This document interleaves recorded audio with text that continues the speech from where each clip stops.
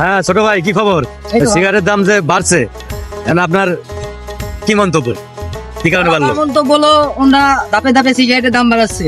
Derby সিগারেটের দাম ছিল 8 টাকা, সেই টাকা হয়েছে 10 টাকা। হ্যাঁ। মাঝে মধ্যে এমন এমন জায়গা যায় 15 টাকাও খাওয়া লাগে।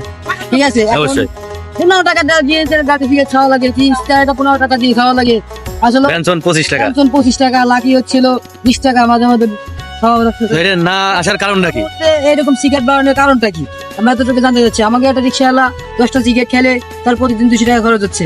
তার ইনকাম নেয় এটা 400 টাকা, সে 200 টাকা তো সিগারেট খায়, তাহলে সে বাজার করবে কি দিয়ে, সংসার চালাবে কি দিয়ে? তাহলে একটা অটোওয়ালা অটো চালাচ্ছে, তার সারাদিন 500 টাকা ইনকাম, উর্দু হলো 1000 টাকা ইনকাম, তাহলে 1000 টাকা যদি ইনকাম হয় 500 টাকা অটো ভাড়া দিতে হয়, আর 500 টাকা থাকে, তাহলে 500 টাকা হচ্ছে 200 টাকা তো সিগারেট খায়, তাহলে আর 300 টাকা সে কেমনি সংসার চালাবে? তাহলে আমরা এখন থেকে সিগারেট খাবো না, এখন সিগারেট আপনারা খাবেন না ঠিক আছে, কিন্তু সিগারেট যাকে নেশাখোর হয়ে গেছে তারা তো সিগারেট ছাড়ানো 30 টাকা হইলেও খাবে। 30 টাকা হলেও খাচ্ছে। এখন এই যে ধরনের একটা কারণ কি আমরা এটি মন্তব্য করে রাখছি।